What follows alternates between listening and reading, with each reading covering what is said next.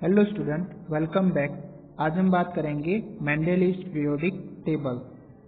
इसके पहले हमने देख लिया था Dobereiner triads and Newlands law of octave. ठीक है, तो उसके बाद वाले जो साइंटिस्ट थे वो है Mendeleev.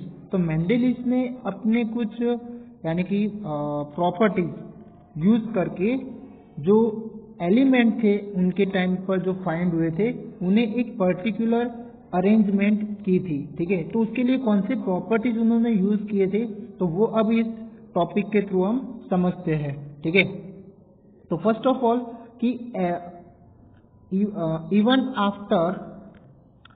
even after the rejection of Newland's law of octave, many scientists continue to search for a pattern that correlated the property of element with their atomic masses। तो जब ये न्यूलैंड जब उनके जो भी लॉ वगैरह दिया था तो वो रिजेक्ट होने के बाद ये जो उसके बाद जो साइंटिस्ट थे वो साइंटिस्ट क्या करने लगे, उन्हीं के रूल्स के अकॉर्डिंग यानी कि एटॉमिक मासेस पर और भी ज्यादा डिफरेंट क्राइटेरिया यूज करके वो उन एलिमेंट को एक अरेंज करने का स्टार्ट कर दिया।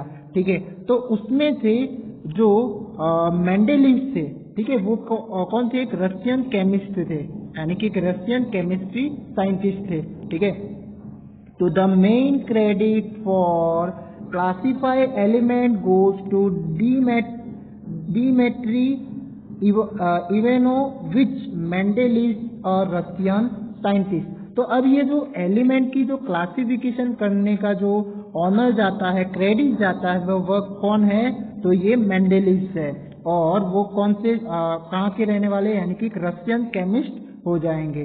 ठीक है, अब आगे देखते हैं कि he was most important contributor too early development of periodic table of element wherein the element were arranged on basis of their fundamental property, atomic mass and also on the similarity of chemical property। तो उन्होंने उनके time पर जो भी element पाए जाते थे उन एलिमेंट को कुछ उन्होंने किस तरह अरेंजमेंट की थी, तो उनके फंडामेंटल प्रॉपर्टीज ऑब्जर्व किए थे। इसके साथ एटॉमिक मास उनके क्या होते हैं वह भी ऑब्जर्व किया था, और उसके साथ साथ जो उनकी केमिकल प्रॉपर्टी है उनके भी साथ में सिमिलरिटी करके चेक किया था। ठीक है, तो उन्होंने ओनली फॉर एटॉमिक मासेस के अकॉर्डिंग ही अरेंजमेंट नहीं किया था, बट हर एक एलिमेंट की क्या जो प्रॉपर्टीज है, यानी कि वो केमिकल प्रॉपर्टी हो या फिर फिजिकल प्रॉपर्टी हो, तो उन्हें भी चेक किया था हर एक एलिमेंट का। ठीक है, तो देखते हैं अब आगे कि when Mendeleev started his work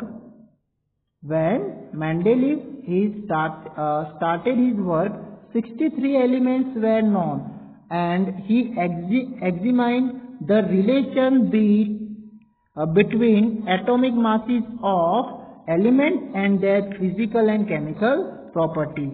तो ये यानी कि वो जब ये एलिमेंट को क्लासिफाई कर रहे थे, अरेंजमेंट कर रहे थे, तो उस टाइम उनके टाइम में कितने एलिमेंट फाइंड हुए थे, तो 63। ठीक है, अब इन्हें जो अरेंजमेंट करने के लिए उन्होंने क्या रूल्स फॉलो किए थे, तो एक तो एटॉमिक मास, ओके, और इसके साथ साथ एलिमेंट के फिजिकल एंड केमिकल प्रॉपर्टीज भी ध्यान में रखे थे।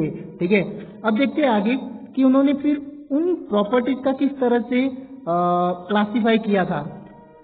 तो among the chemical properties Mendeleev concentrated on the compound formed by the element with oxygen and hydrogen. तो इनमें से हम केमिकल प्रॉपर्टीज के बारे में बात करें तो उसमें से जो अब ये हर एक डिफरेंट एलिमेंट जो अपने कंपाउंड फॉर्म करता है और उसमें भी हाइड्रोजन के साथ और ऑक्सीजन के साथ। ठीक है, तो वो कंपाउंड को उन्होंने ऑब्जर्व किया था।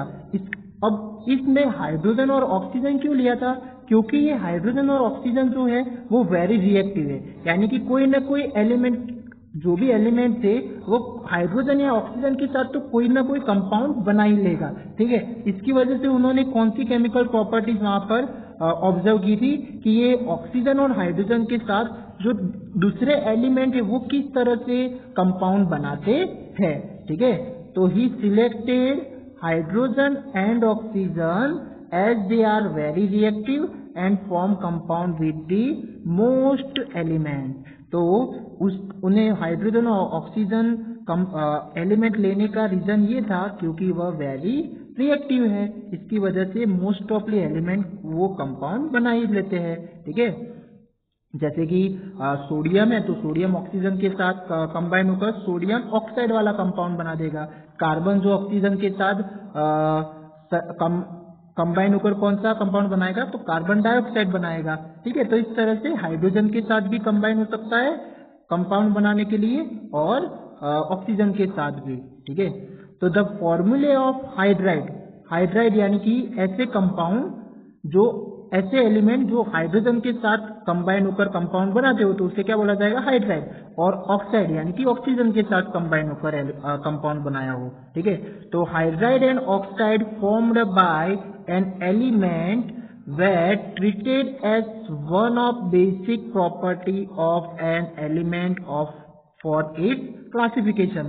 तो यहाँ पर उन्होंने उनकी जो बेसिक या फिर मेन ये एलिमेंट को क्लासिफिकेशन करने की जो प्रॉपर्टीज थी वो कौन सी ध्यान में ली थी, तो एलिमेंट के हाइड्राइड और ऑक्साइड वाले जो फॉर्म बनते थे उन्हें उन्होंने पहले मेन बेसिक प्रॉपर्टीज के अकॉर्डिंग ध्यान में लिया था या फिर उसके थ्रू ट्रीट की थी, ठीक है। अब उन्होंने किया क्या कि पहले तो सारे एलिमेंट के ऑक्साइड और हाइड्राइड को ऑब्जर्व किया, ठीक है।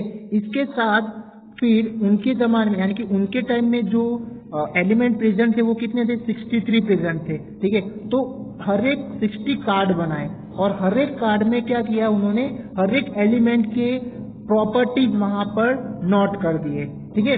हर एक के डिफरेंट प्रॉपर्टीज नोट किए और उसमें से जो सेम प्रॉपर्टी वाले जो एलिमेंट थे उनका एक ग्रुप बना दिया, ठीक है।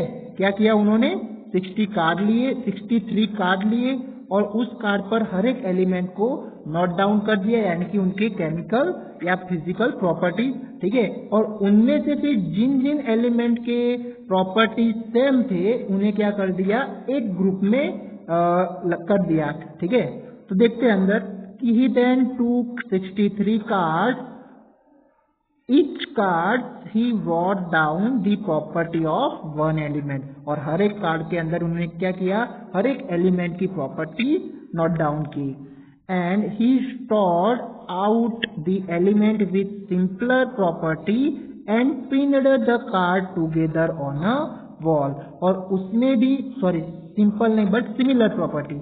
अब उसमें ऐसे एलिमेंट जिनकी प्रॉपर्टी सिमिलर मिल रही होगी तो उन्हें क्या किया, वॉल के ऊपर उन्हें पहले तो कंबाइन कर दिया वो सारे कार्ड को और फिर पेन के थ्रू चिपका दिया, ठीक है। He observed that most of element got a place in a periodic table. यानी कि उन्होंने फिर ऑब्जर्व किया कि इस तरह से जो अरेंजमेंट की थी उसकी वजह से सारे एलिमेंट को एक पर्टिकुलर प्लेस मिल गया और उसके साथ साथ were arranged in order of increasing atomic mass.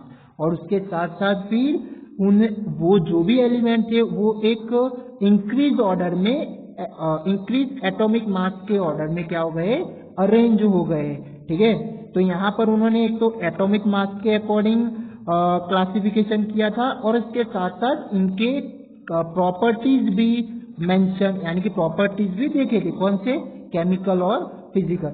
और उसमें भी केमिकल प्रॉपर्टीज में कौन से, तो उनके फॉर्मूले, कौन से फॉर्मूले, तो हाइड्राइड वाले और ऑक्साइड वाले, ठीक है। फिर it was also observed that there occur a periodic recurrence of the element with similar physical and chemical property।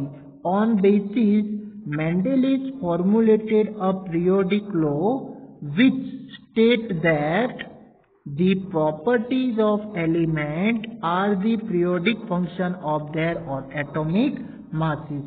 इसका मीनिंग क्या, अब ये क्या किया था, मेंडलीव ने अपने पीरियोडिक लॉ का स्टेटमेंट दिया था, और वो कौन सा था, the property of element are the periodic function of their atomic masses.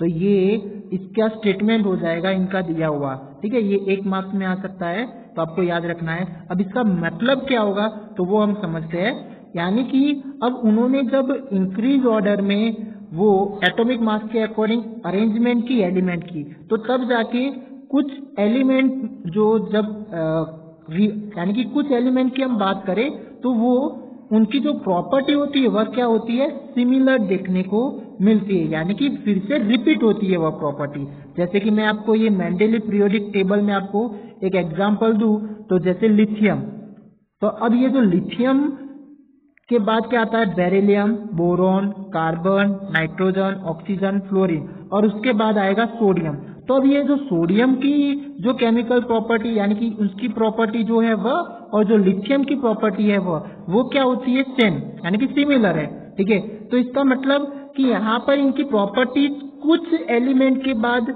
जो एलिमेंट आते हैं वहां पर क्या होती है, रिपीट होती है, ओके। इसकी वजह से यहाँ पर कौन सा वर्ड यहाँ पर परफॉर्म हुआ है, जो पीरियोडिक फंक्शन, ये पीरियोडिक जो वर्ड यहाँ पर यूज हुआ है वह किसकी वजह से हुआ है, तो यहाँ पर जो कुछ एलिमेंट में क्या होती है, ऊपर वाले की प्रॉपर्टी रिपीट होती है, ठीक है। इसकी वजह से यहाँ पर पीरियोडिक बोला है। जैसे कि पीरियोडिक मोशन होता है, तो पीरियोडिक मोशन में क्या होता है, कुछ टाइम के बाद वो ऑब्जेक्ट क्या होगा, वही प्लेस पर से फिर से रिपीट होता है, ठीक है। तो ये रिपीटेशन वाला जो वर्ड है वो यहाँ पर पीरियोडिक की तरह मेंशन किया है, यानी कि उसका सिमिलर हो जाएगा पीरियोडिक, ओके। तो इसकी वजह से यहाँ पर क्या स्टेटमेंट बनेगी, the property of element are the periodic function. Periodic function यानी कि उनकी जो प्रॉपर्टीज है वह पीरियोडिकली वहां पर परफॉर्म होती है। जैसे कि लिथियम में जो प्रॉपर्टी परफॉर्म होगी वो नेक्स्ट उसके बाद किसके अंदर रिपीट होगी, तो सोडियम के अंदर, उसके बाद किसके अंदर रिपीट होगी, कैल्शियम के अंदर। जैसे कि ये लिथियम है, सोडियम है, पोटेशियम है, वो क्या हो जाएंगे, मेटल हो जाएंगे ना, तो ये भी एक इनकी प्रॉपर्टीज हो जाएगी, ठीक है। तो अब ये क्या हो रही है, रिपीट हो रही है, ओके। इसके साथ साथ मेटल होने की वजह से उनके जो फिजिकल प्रॉपर्टीज की बात करें तो वो चमकीले होते हैं, ठीक है, और मोस्ट ऑफली सॉलिड फॉर्म में देखने को मिलेंगे। तो ये क्या हो गए, उनके कुछ प्रॉपर्टीज हो गए। तो ये प्रॉपर्टीज क्या होते हैं, रिपीट होते हैं। इसकी वजह से यहाँ पर क्या स्टेटमेंट उन्होंने दी थी, मेंडलीव ने अपने लॉ की, तो the property of element are the periodic function of their atomic masses, ठीक है। और उसके बाद उन्होंने जो पीरियोडिक टेबल दिया था उसमें जो वर्टिकली कॉलम है उन्हें क्या नाम दिया, तो ग्रुप बोला, ठीक है। और जो हॉरिजॉन्टल रो है उसे क्या नाम दिया, तो पीरियड्स नाम दिया, ठीक है, पीरियड्स, ओके। तो यहाँ पर आप देख सकते हैं वर्टिकली कॉलम क्या हो जाएगी, तो ये वाली क्या हो जाएगी, वर्टिकली कॉलम, ठीक है। तो वो 1 से लेकर 8 तक है, ओके। और उसके साथ साथ जो हॉरिजॉन्टली आपको जो दिख रहा है काउंटिंग, वो क्या हो जाएगा, पीरियड्स हो जाएगा, और वो कितने हैं, वो भी 6 है। तो ये आपको नंबर भी याद रखने हैं कि मेंडलीव के पीरियोडिक टेबल में कितने ग्रुप पाए गए थे और कितने पीरियड्स पाए गए थे, ठीक है। तो ग्रुप हो जाएंगे 8 एंड पीरियड्स हो जाएंगे 6, ठीक है। अब यहां पर उन्होंने आप देख सकते हैं कि ऑक्साइड और हाइड्राइड के जो फॉर्मूला है ना, उनके कॉमन फॉर्मूले के लिए कुछ कॉमन फॉर्मूले भी यहाँ पर बताए हैं, ठीक है। जैसे कि first group and first group के लिए आप देखो तो उनके ऑक्साइड और हाइड्राइड के कॉमन फॉर्मूला क्या हो जाएंगे, तो R2O एंड RH, ठीक है। इसका मतलब ये R क्या बता रहा है, ये जो भी एलिमेंट है ना उस एलिमेंट को एक कॉमन लेटर ने मेंशन किया है। जैसे कि मैं यहाँ पर बोल दूं सोडियम है, तो ये सोडियम का मैं ऑक्सीजन के साथ कंपाउंड बनाऊं तो क्या बन जाएगा, उसका ऑक्साइड क्या बन जाएगा, तो Na2O, ठीक है। क्या हो जाएगा इसका, सोडियम ऑक्साइड, यानी कि उसे क्या किस सिंबल से किया जाएगा, Na2O। तो ये R की जगह क्या आ गया, Na और 2 उसके फॉर्मूले में था, इसकी वजह से यहाँ पर 2 आ गया और ऑक्साइड इसकी वजह से O। ठीक है, अब इसी तरह हाइड्राइड में क्या होगा, तो NaH हो जाएगा। क्या हो जाएगा, NaH। अब यहाँ पर क्यों 1 2 नहीं है, क्योंकि यहाँ पर RH, तो यहाँ पर कोई भी तरह का यहाँ पर मॉलिक्यूल नंबरिंग बताए नहीं है। ठीक है, तो इसकी वजह से आप इस तरह से कोई भी एलिमेंट का यूज करके उनके कंपाउंड और हाइड्राइड इस जनरल फॉर्मूले से बना सकते हैं। ठीक है, तो अब वही नेक्स्ट पॉइंट में आपको यहाँ पर बात की है कि जो Mendeleev periodic table was published in German journal in 1872। तो ये कहाँ पर पब्लिश की गई थी, तो जर्मन जनरल में। ठीक है, और कौन से टाइम, तो in 1872। In formula of oxide and hydride at the top of the columns and letter R is used for represent any of the element in the group। तो जो ग्रुप का जो एलिमेंट है वो ये R लेटर मेंशन करता है। ठीक है, not the way formulae are written, for example hydride of carbon, तो उसका क्या हो जाएगा, CH4 यानी कि methane is written as RH4 and oxide is oxide of carbon, तो वो क्या हो जाएगा, कार्बन डाइऑक्साइड। तो उसे कौन से जनरल फॉर्मूले से हम दिखा सकते हैं, तो वह दिखा सकते हैं RO2। ठीक है, तो अब इससे चलो टेबल में देख लेते हैं। तो कार्बन कहाँ पर है, तो ये रहा कार्बन। ओके, तो कार्बन का जो 4th ग्रुप है तो उसके जो फॉर्मूला जनरल क्या हो जाएंगे, RO2 एंड RH4। तो कार्बन के साथ ऑक्साइड, उस कार्बन का ऑक्साइड वाला फॉर्मूला देखे तो क्या हो जाएगा, CO2 हो जाएगा। एंड हाइड्रोजन के साथ हाइड्राइड बनाएगा तो क्या फॉर्मूला बन जाएगा, CH4। तो इसी तरह आप कोई भी ग्रुप के एलिमेंट का हाइड्राइड और ऑक्साइड इन जनरल फॉर्मूले से बना सकते हैं। ठीक है, तो ये बात थी यहाँ पर मेंडलीव पीरियोडिक टेबल की, और ये एक पर्टिकुलर ऑर्डर में या फिर अरेंजमेंट में एलिमेंट को अरेंज किया गया था। तो ये एक शुरुआत थी, बिगिनिंग थी पीरियोडिक टेबल की। ठीक है, और इनका जो पीरियोडिक लॉ है पीरियोडिक टेबल का, वो क्या था, तो ये द प्रॉपर्टीज ऑफ एलिमेंट, इनका लॉ क्या हो जाएगा, the properties of element are the periodic function of their atomic masses. ठीक है, और उन्होंने किया क्या था, तो 63 कार्ड बनाए थे, हर एक कार्ड पर हर एक एलिमेंट की प्रॉपर्टीज लिख दी थी। उसके बाद उन्होंने जो सिमिलर प्रॉपर्टीज थी उसे मैच किया, कंबाइन किया उस कार्ड को, फिर उन्हें एटॉमिक मासेस की तरह अरेंजमेंट भी मिल गई थी, और फिर उन्हें हर एक एलिमेंट को एक पर्टिकुलर पीरियोडिक टेबल में जगह मिल गई थी, प्लेस मिल गई थी।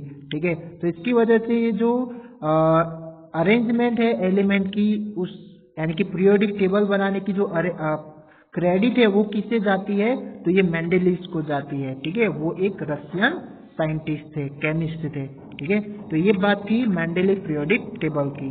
अब उसके लिमिटेशन जो है वो हम नेक्स्ट टॉपिक में देखेंगे। ठीक है, थैंक यू।